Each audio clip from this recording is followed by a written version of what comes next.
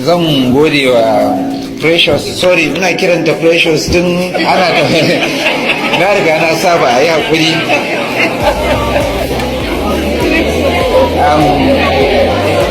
Ina fata Allah maɗaukakin sarki ya sa kowa ya samu mace irinta.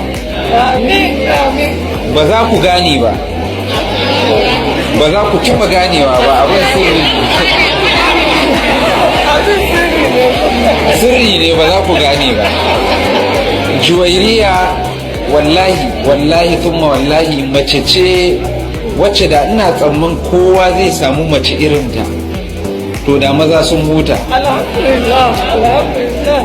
Kun ga ta yi wasu bayanai, za ku ga ina gefe ina magana da ƙanina muna dariya, shi ya san abu. Bari mu ba ku misali, dole za mu saba fahim, dole za a samu dalili da zai sa rai ya ɓaci wata rana da sauransu. Akwai turaren da in na shigo gida na ji shi na san ta yi regretin ɗin laifin da ta munni. Akwai abincin da in ta tura min na san haƙuri take bani da hikima. Wannan kawai a waje kenan, sauran kuma mun bar wa kanmu. Allah maɗaukakin sarki ya ƙara miki basira da tsoron Allah. Allah ya sa wannan abin da kike yi ya zama dan shi kike yi, kuma Allah maɗaukakin sarki ya yi wa zuriyar mu baki ɗaya albarka. Sannan zan yi amfani da wannan damar a gurguje don an ce mun lokaci yayi. Wato an mata tambayoyi jiya ne ko shekaran jiya, mata biyu sun kira ta da hankali na ya tashi a kai, sai da na yi kuka. Maza nake son yi wa kira su ji tsoron Allah maɗaukakin sarki.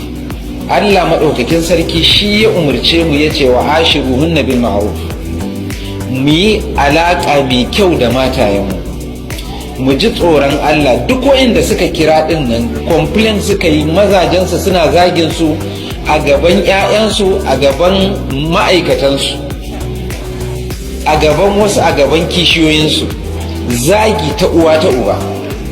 Kuma mun sani Allah maɗaukakin sarki ya haramta wannan, walahunna mithlu alladhi alaihinna bil ma'ruf. Haka Allah maɗaukakin sarki ya ce, yadda ya zama wajibi ta mutunta ka, haka kai ma wajibi ne ka mutunta ta. Yadda ya zama haramun ta zagi iyayenka, haka kai ma haramun ne ka zagi nata. Yadda ya zama haramun ta zage ka, haka yake haramun kai ma ka zage ta.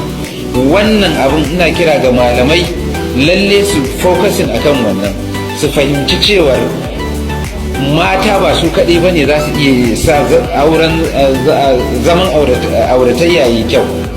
Dole a samu daga bangare biyu, maza da mata. Dole sai an yi haƙuri, dole sai an yi amfani da abin da aka sani na ilimi, dole a yi amfani da karantarwar manzon Allah sallallahu alaihi wasallam. Allah maɗaukakin sarki ya saka wa kowa da alkhairi, Allah ya ƙara miki albarka, Allah maɗaukakin sarki ya sa mu gama da duniya lafiya.